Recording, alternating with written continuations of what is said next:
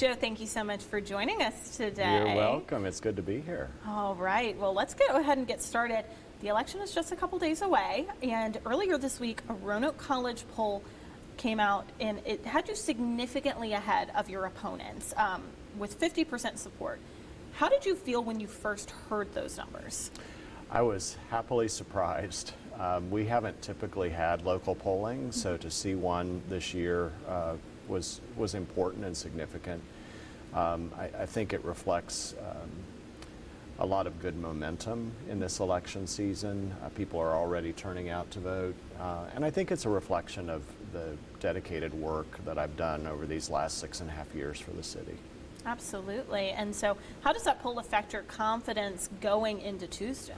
Well, a poll has to turn into actual votes.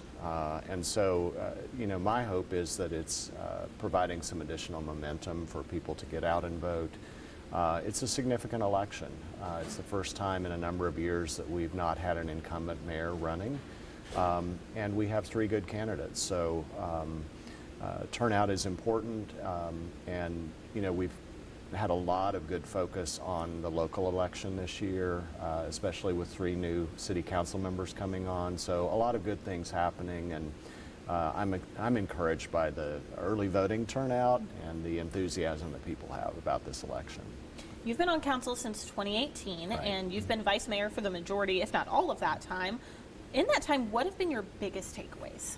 Biggest takeaways have been the collaborative and cooperative spirit of the city council.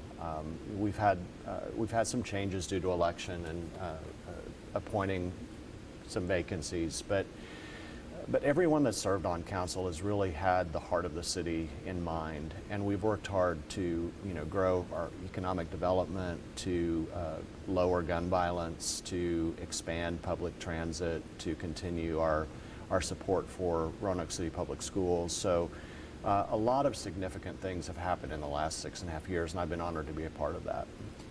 If you were elected, it would be pretty historic. You would be the first openly gay mayor of Roanoke. What does that mean not only for you, but for the city? Well, I think it reflects the significant growth of our city in terms of thinking of ourselves as a welcoming community, as an inclusive city. When I moved to Roanoke in 2001, it was close to the 1-year anniversary of the Backstreet Cafe shootings. And so as a relatively new out gay man, I wasn't sure how Roanoke would feel. Is this a place where I can live an authentic and meaningful life? And what I've seen every day over and over again is yes, Roanoke is the place for that to happen. And I didn't think at the time that I would be a public servant here, or let alone vice mayor of the city. So being a part of that history, being a part of a city that embraces inclusion, that embraces people from all parts of the world that want to call this place home is really cool. Let's jump into some of the issues. There are a lot of issues that are top of mind for voters this year. What is the most important issue in your mind? Well, there are several, but I think one of the most important is just the continued focus on community safety. We've seen a 67% reduction in homicides related to gun violence this year, about a 55% reduction in injuries. That's due in part to the work we've done over the last 5 years to collaboratively reduce gun violence. It's a combination of prevention, intervention, response strategies, justice. Having Chief Booth here is a great addition to that effort. Most recently, we received a $2.9 million grant through the state as a Safer Cities community, which will allow us to expand all of that prevention and intervention work that's making a big difference. And I was just about to ask you about Chief Booth, because it's been just about a year since... Yes, 1-year anniversary. Yes, and it's been just about a year since he got here. And obviously we are seeing these numbers, we're seeing results. Do you think we're moving in the right direction? And what do you think needs to continue to happen? We are moving in the right direction, and I've always been concerned that we be able to sustain this reduction. I know when Chief Booth came, he said he wanted to see a 10% year-over-year reduction. Well, we've broken that record this year, but we've got to be able to sustain it. So funding is always a big thing. Having community partners who are on board. spent the last 5 years building those relationships, and that's making a huge difference because we have that infrastructure in place.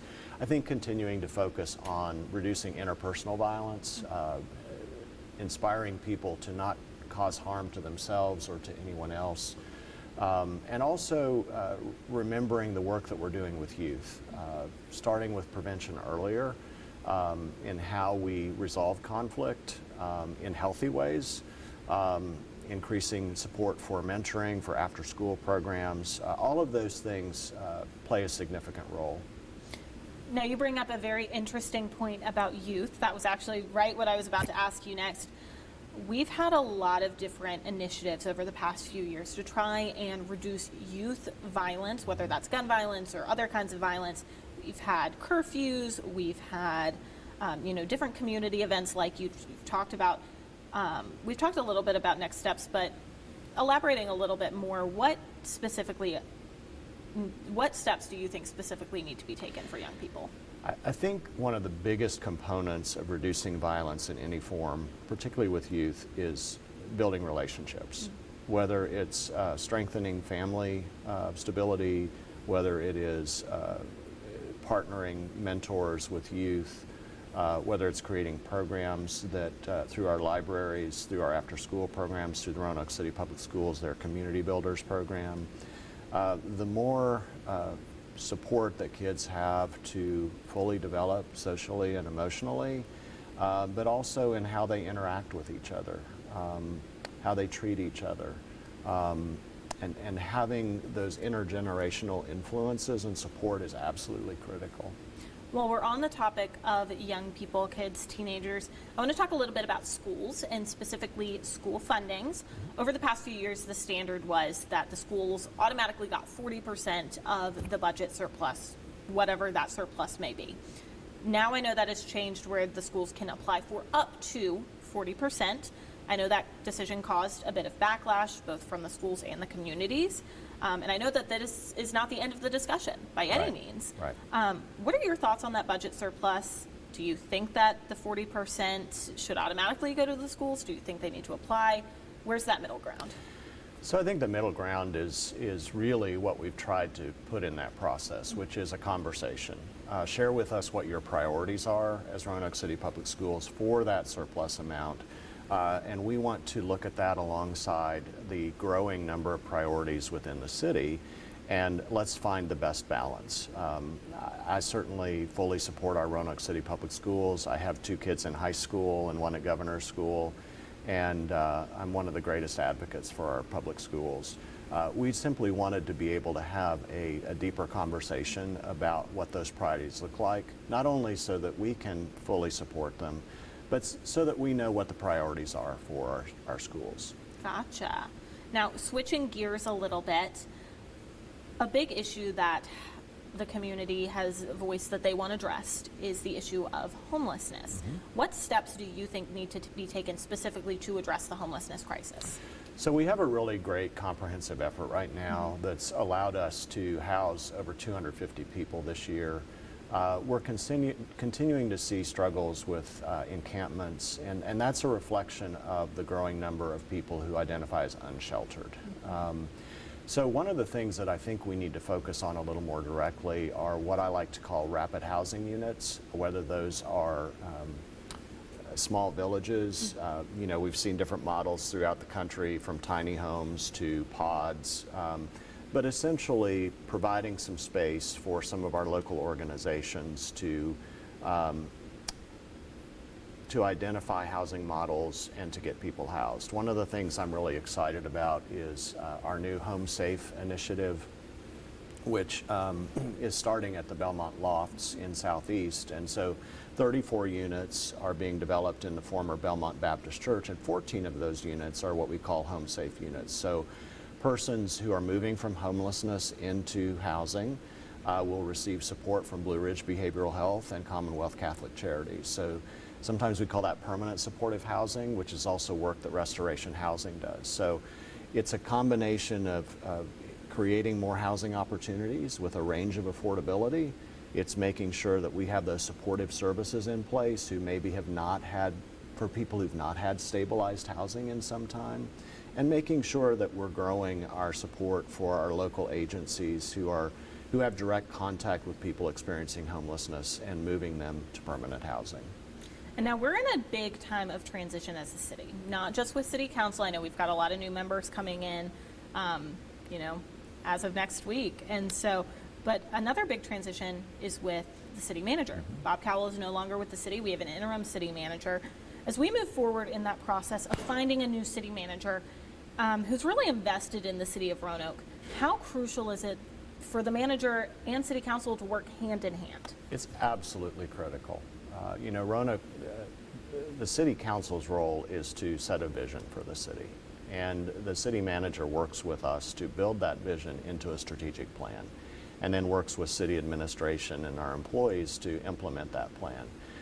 We're also focused on crafting a budget every year, and the city manager plays a key role in that. So that working relationship, that collegial relationship is absolutely critical, and certainly one of my priorities as the next mayor or as a continuing member of city council will be to make sure that we keep that focus and we build that relationship.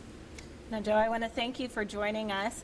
Is there anything else that we haven't discussed that you want to add? Well, I do want to celebrate the significant work we're doing in terms of economic growth in our community.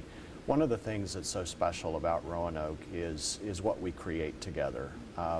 From the new market on Melrose that's going to open on November 13th, to the extraordinary work that's happening in Riverdale, to the expansion of the Virginia Tech Carilion School of Medicine, the new Cancer Center that we just broke ground on, the new Cardiac Care Center, the Fralin Biomedical Research Institute, the new wet lab. There are so many exciting things happening in our city, and we just need to continue to celebrate that momentum and that growth and champion it, and we've got a bright future ahead of us. Absolutely. Joe, thank you so much. Thank you.